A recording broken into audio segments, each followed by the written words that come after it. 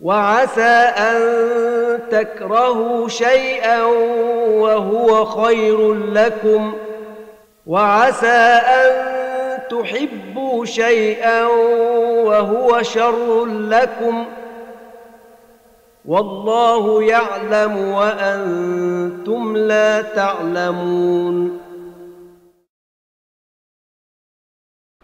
আসসালামু আলাইকুম রহমতুল্লাহ। অনেক সময় যেটা হয় যে আমরা দেখি কাউকে যখন কোনো ইসলামিক রুলিং বলা হয় বা বলা হয় যে ইসলাম এটা করতে বলা হয়েছে, ইসলাম এটা করতে বলা হয়নি, আমরা দেখি কেউ জিজ্ঞেস করেন যে এটার পেছনে লজিকটা কী, ইসলাম কেন এটা করতে বলছে, ইসলাম কেন এটা করতে বলছে না। না, first of all we have to understand যে এই জিজ্ঞেসটা যদি কিউরিয়াসিটি থেকে হয়, জানার আগ্রহ থেকে হয়, তাহলে এটা ভালো। কিন্তু অনেক সময় আমরা যেটা দেখতে পাই যে এই ধরনের কিউরিয়াসিটি একটু নেগেটিভ দিকে চলে যায়। নেগেটিভ দিকে যায় বলতে আমরা বোঝাতে চাচ্ছি যে যারা মুসলিম তাদের মাঝে অনেককে দেখা যায় তারা এই প্রশ্নগুলো করছেন যতটা জানার আগ্রহ থেকে তার চেয়েও বেশি they want to be logically convinced, যে ইসলামের প্রত্যেকটা ব্যাপারে আমাকে লজিক্যালি কনভিন্সড হতে হবে।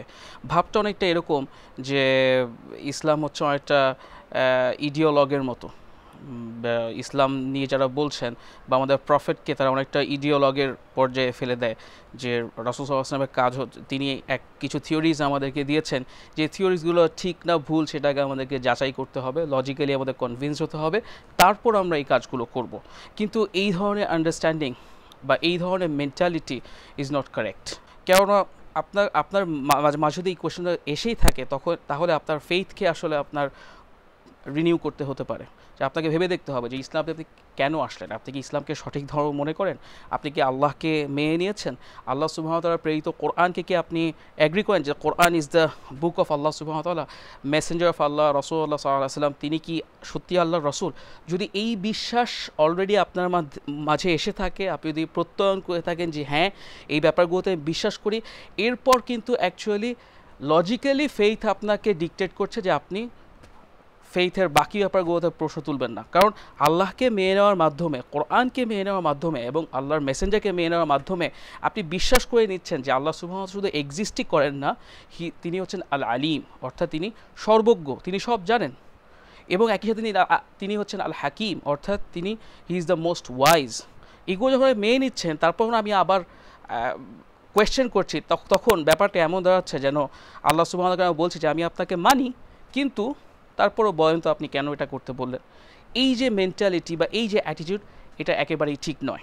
হ্যাঁ, ইসলামিক লয়ের হিস্ট্রি দিয়ে আমরা ঘাঁটি, স্কলাররা কখনো কখনো এই শরিয়ার ইন্টেন্টগুলো বোঝার চেষ্টা করেছেন, যার ফলে একটা ইন্ডিপেন্ডেন্ট স্টাডি ইটসেলফ গড়ে উঠেছিল যার নাম হচ্ছে মাকাসিদুশ শরিয়া, যেখানে শরিয়ার হায়ার ইন্টেন্টগুলো কি, কেন নামাজ পড়তে বলা হয়েছে, রোজা রাখতে বলা হয়েছে, এগুলো নিয়ে স্কলাররা ডিসকাস করার চেষ্টা করেছেন স্কলারলি ওয়েতে, কোরআন সুন্নাহ ঘেঁটে।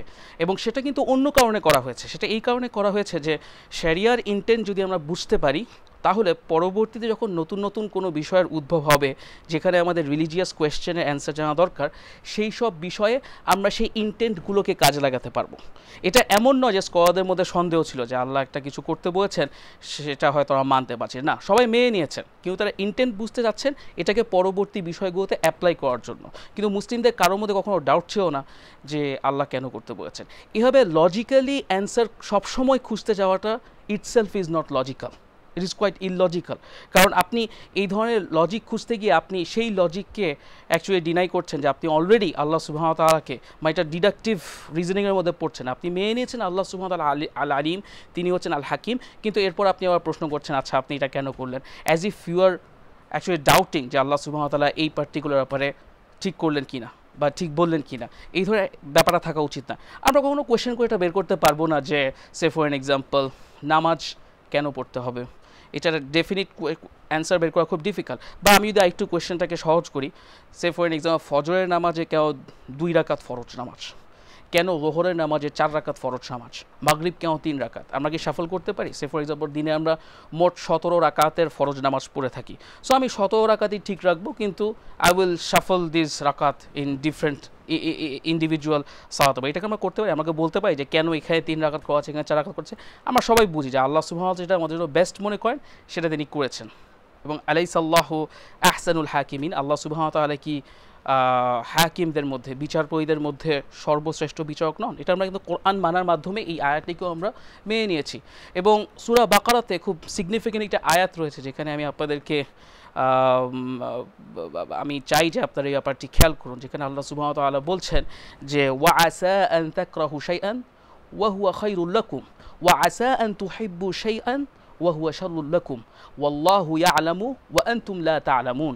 অর্থাৎ হতে পারে যে একটা বিষয়কে তোমরা অপছন্দ করো, কিন্তু আসলে এটা তোমাদের জন্য ভালো। আবার হতে পারে যে এমন একটা বিষয় যেটা তোমরা পছন্দ করছো, আসলে ব্যাপারটি তোমাদের জন্য খারাপ।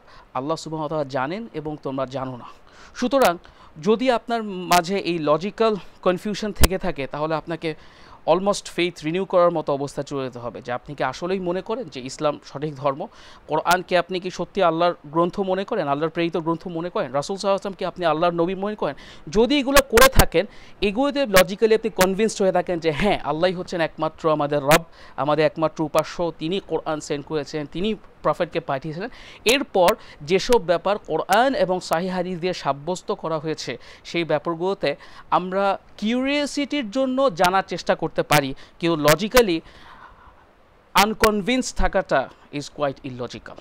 আশা করি আপনারা ব্যাপারটা বোঝার চেষ্টা করবেন। আসসালামু আলাইকুম রহমতুল্লাহি ওয়া বারাকাতুহু।